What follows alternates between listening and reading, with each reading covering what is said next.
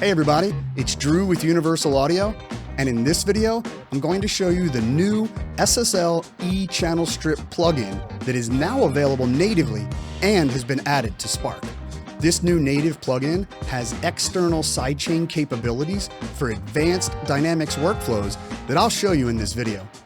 If you'd like to grab a free demo to follow along, click the link in the description to get your trial started. There's a lot going on with this plugin, so I'm going to walk you through each section first, then we'll hear some examples afterwards. This plugin models the full channel strip from the classic SSL E Series console that was introduced in 1979. This console was used to record and mix countless hits over the ensuing decades. This is one of the consoles I learned on, so this plugin feels like home to me. Let's take a quick tour so I can explain how it all works. Then we'll get to some examples.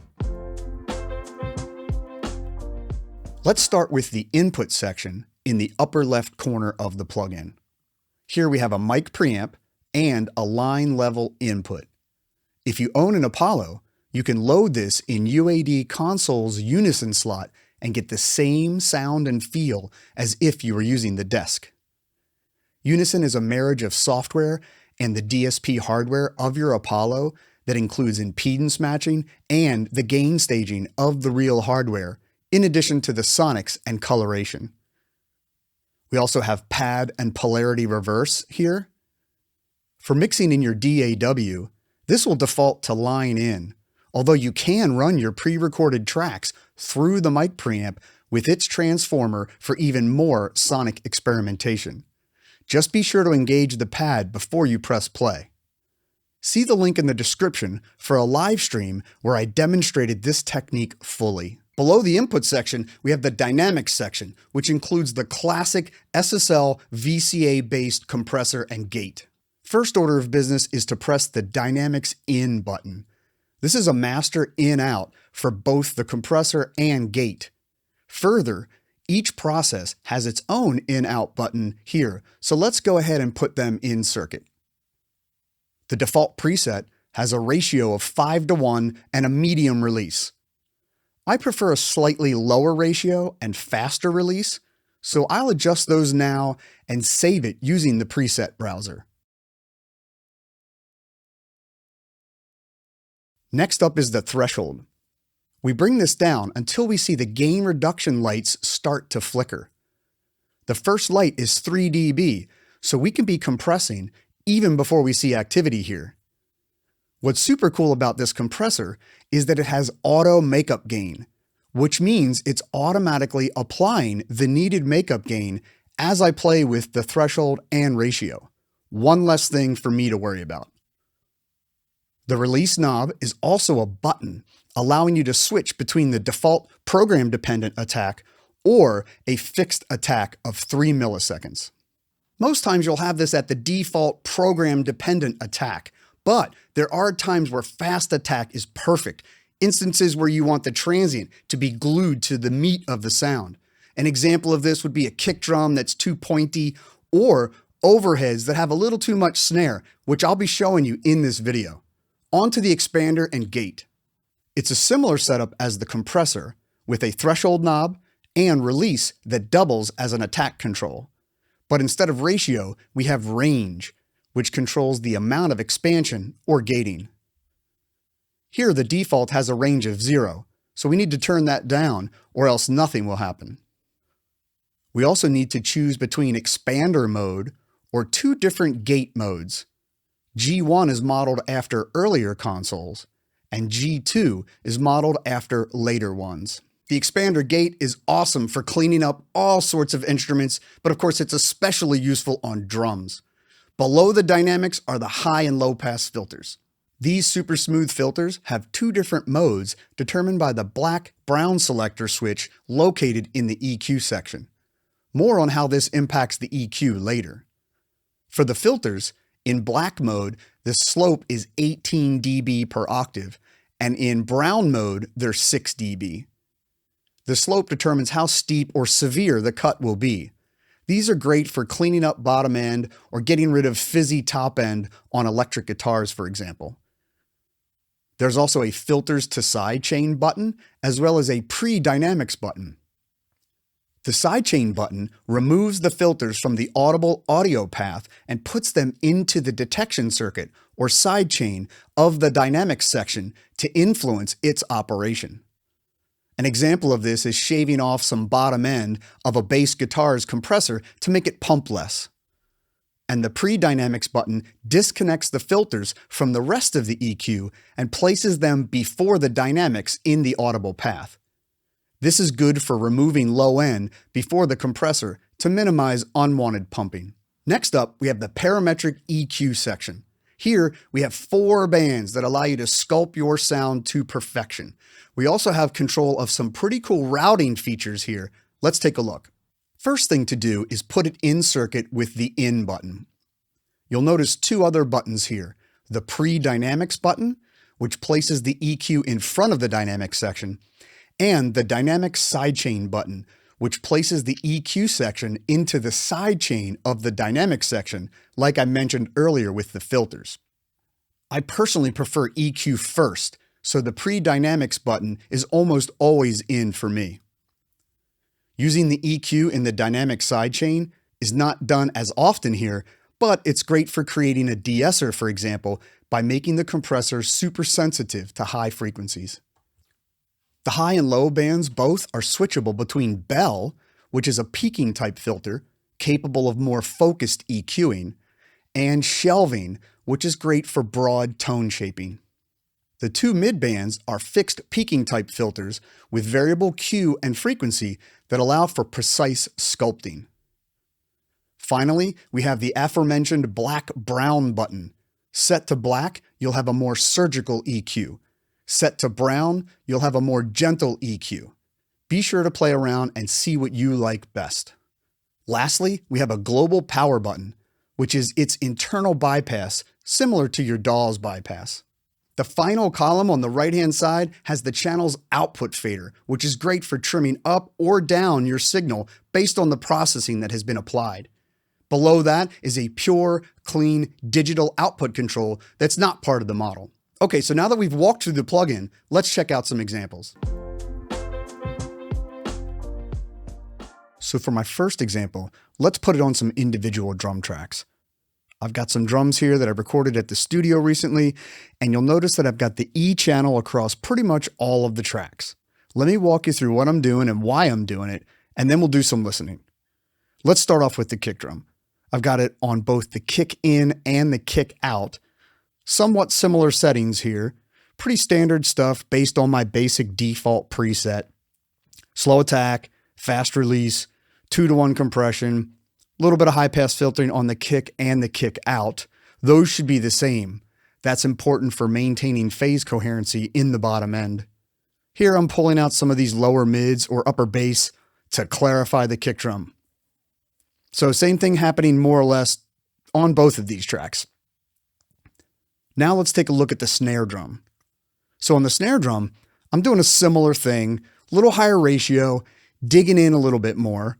Obviously my high pass filter is higher. On the EQ side, I'm just cracking in a little bit of top end 6 to 7K to put a little brightness on there. But I do want to draw your attention to the snare bottom because it's a bit different. Same filter for the same reasons to maintain phase coherency on the bottom end. Here I'm getting rid of some of the boxy low mids that I don't need on a snare bottom. I'm compressing it much harder, and check this out, fast attack. The idea here behind a snare bottom is that I want to knock down the transient and elongate the rustle of the snares. So let me play it for you. Here's before.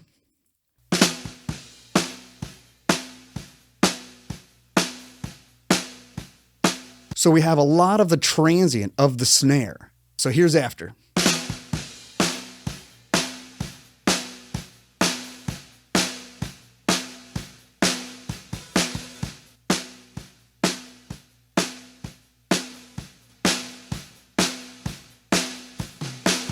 So it's this fast attack, right? It's this fast attack and then the auto makeup gain that is elongating the length of the snare. On the toms, I've just got my basic default slow attack fast release here. A little bit of high pass filter on the toms. So that's a pretty standard setup for me to sort of add some punch to these toms. On the overheads, I'm using that fast attack vibe again. Sometimes overheads can have too much snare in them, and this will knock it down a little bit. So for example, let's listen without and let me solo the overheads.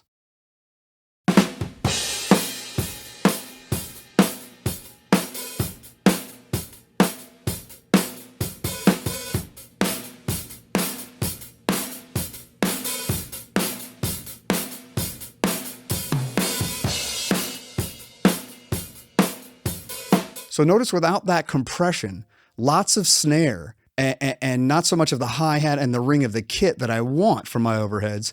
And then lastly, a little bit of room mics. You could sometimes go with the same approach on the room mics as I did to the overheads, but here I'm just doing slow attack and a little bit of EQ. Let's hear them without.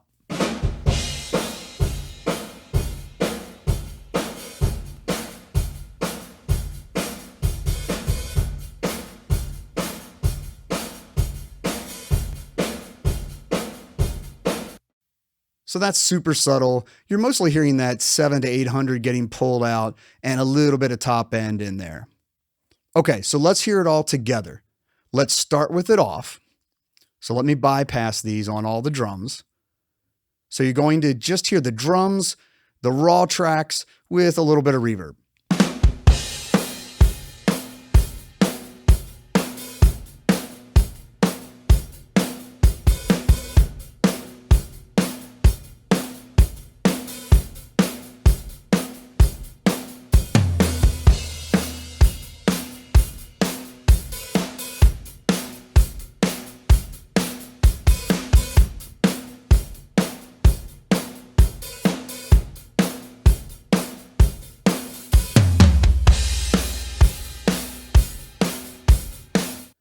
So notice we get a lot more smoothness, sheen, and thwack. The snare has a nice extension to it. So that's just a great example of applying this across the entire drum kit.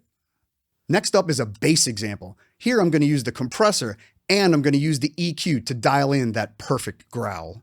You'll notice slow attack, fast release again. That's pretty common for me. I dig that a lot. High pass around 70, which is reasonable for a bass guitar. My goal here is to clarify the low mids to get out some of the muddiness, and then use the peaking type or the bell button to add just a little bit of top end. So let's hear that bass without.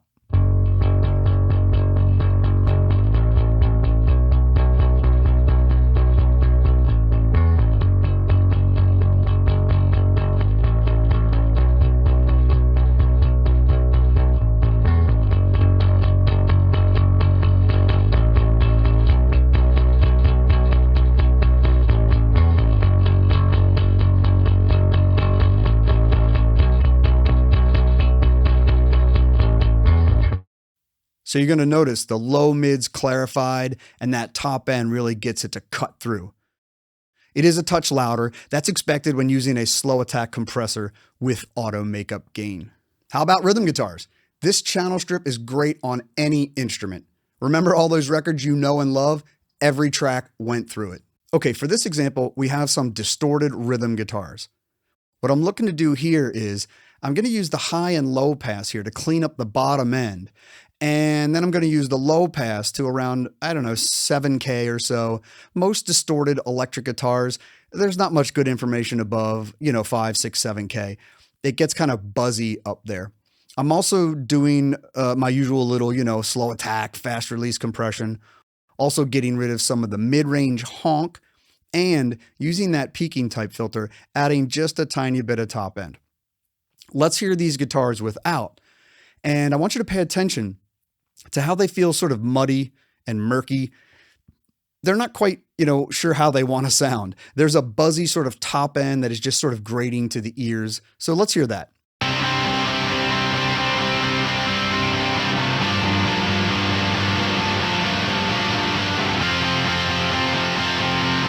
So they kind of have that buzzy sound to them. They're kind of meandering a little bit. So let me do it again. I'm going to start with them off, and then I'm going to turn it on after a couple of measures.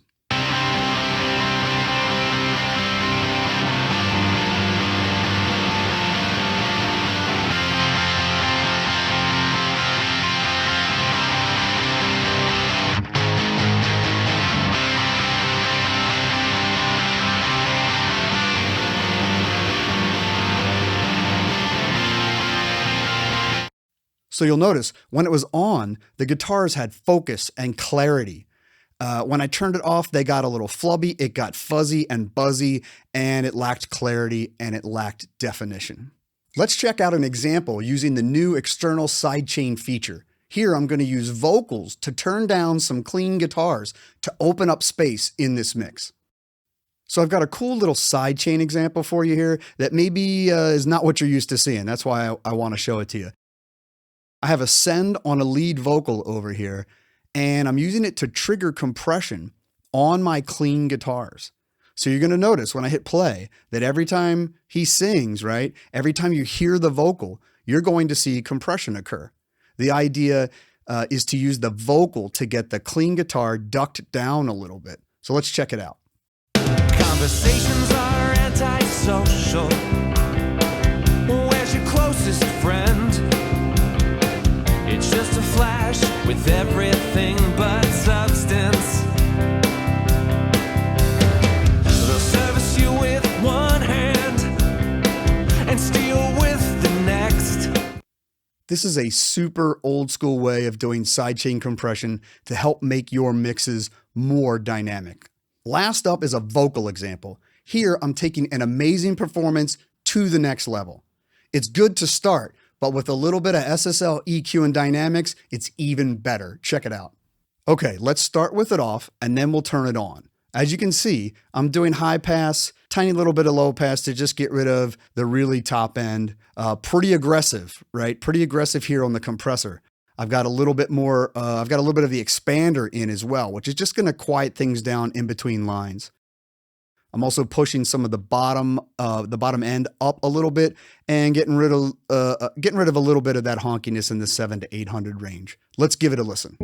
Started with some muscle and developed the flow. The point stands, I'm the realest I know. Put on a beat, I get it in my zone. Nobody help, I'll be good on my own. It's all love, I ain't got no foes. You see, I'm living this life like I'm golden. I'm rolling, chosen. See me wide out in the open. All it really takes is a little devotion. Mix it with talent. I found a balance, expand my palette. Tell me what's the fun if you see no challenge. I'm overcome everything that stands in the way of my greatness. The future is mine for the taking. I'ma take everyone I came with, shooting for the moon like Apollo. All this good fortune like I just hit the lotto. And this is all I wish, like a genie in the bottle. Smoke good, eat good, live good is the motto. So it already sounded good. I just made it even better. It parked it in the mix, made him sound even more aggressive, more in your face, and more authoritative. So I hope you feel empowered to use these tools with new or renewed confidence after watching this video. I think they're going to become your go-to tools like they are for me. So be sure to like and subscribe and hit the bell so you're notified when we add new content. I'll see you next time.